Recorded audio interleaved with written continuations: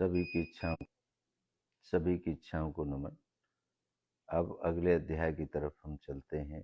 एक और ऐसी इच्छा जो कभी किसी की पूर्ण नहीं हो सकी, आगे होगी, ये आप बताएंगे।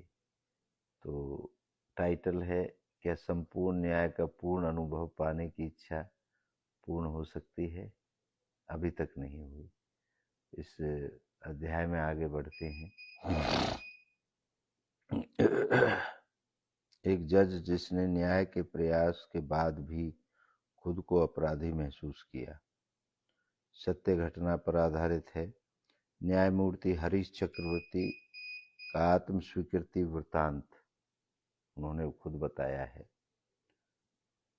मनुष्य न्याय चाहता है, अपने लिए, समाज के लिए और कभी कभी ब्रह्मांड के लिए भी।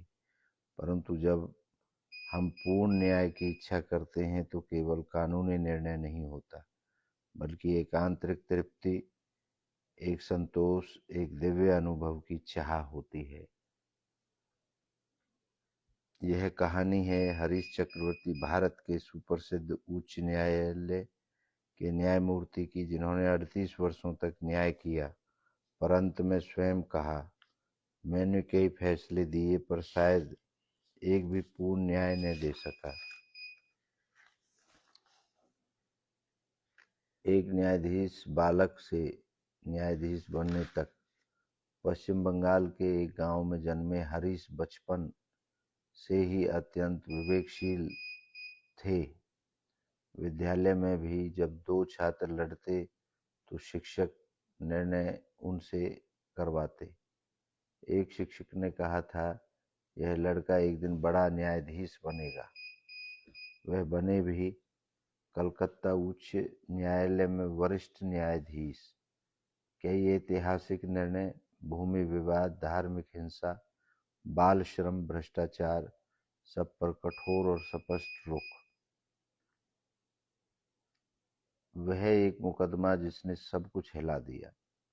2012 में एक बलात्कार पीड़िता का मामला, सबूत कमजोर थे, गवाह पलट गए, पर लड़की की आंखें कह रही थी, मैं सत्य बोल रही हूँ। कानून कहता था, संदेह का लाभ आरोपी को, और उन्होंने विवश होकर आरोपी को बरी कर दिया। उस दिन से हरीश की जो आत्मा कांप गई।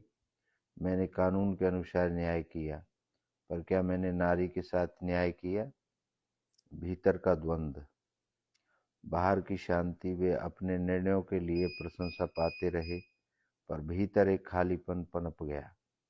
हर रात वो अपने फैसले की समीक्षा करते।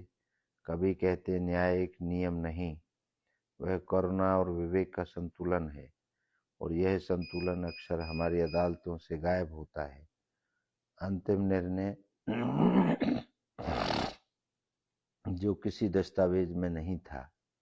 सेवानिवृत्ति के बाद उन्होंने एक सार्वजनिक पत्र लिखा, मैंने 3842 निर्णय दिए हैं, पर शायद 3842 में से एक भी निर्णय ऐसा नहीं जिसे देकर मुझे यह लगे कि यह अपूर्ण न्याय हुआ है। न्याय फैसला नहीं, वह अनुभव है जो केवल पीड़ित के हृदय में घटित होता है, न कि न्यायालय की चौखट पर। इच्छा पूर्ति दर्शन का दृष्टिकोण क्या है? संपूर्ण न्याय का पूर्ण अनुभव पाने की इच्छा मनुष्य की नैतिक चेतना पर चरम उत्कर्ष है। इच्छा पूर्ति दर्शन कहता है, जहाँ करुणा और विवेक एक हो जाते हैं, वहाँ न्याय निर्णय से नहीं, अनुभूति से होता है, और यह अनुभूति केवल बाहर नहीं, भीतर भी न्याय करती है। पूर्ण न्याय तब होता है जब पीड़ित और न्यायदाता दोनों के अंतर्मन में शांति उतर आए। हमारा क्या कथन है? स्वामी राजेंद्र देव जी महाराज का मत है, न्याय वही है जो दुखी को मुस्कान और दोषी को बोध दे। जो केवल सजा देता है वह व्यवस्था है, पर जो सजा में भी सुधार देखे वही न्याय है। और पूर्ण न्याय वह तब होता है जब हृदय कहे, जब अब किसी को पीड़ा नहीं। और यह कोई अदालत नहीं दे सकती, केवल इच्छा दे सकती है। 5 प्रश्न जो मन में उठते हैं, क्या कानून से न्याय संभव है या केवल व्यवस्था बनती है? क्या पीड़ित का संतोष ही पूर्ण न्याय की पहचान है? क्या हर निर्णय में विवेक और करुणा होना जरूरी है?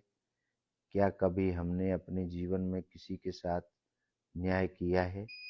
क्या समाज केवल सजा से न्याय चाहता है या बोध से भी? ये कुछ प्रश्न हैं जो आप अपने आप से पूछ सकते हैं। यह जो अध्याय है पूर्ण होता है और अभी तक तो किसी को पूर्ण न्याय नहीं मिला। तो आगे क्या होगा ये समय बताएगा। आप सभी की इच्छाओं को नमन करता हूँ। आप सबकी जय हो।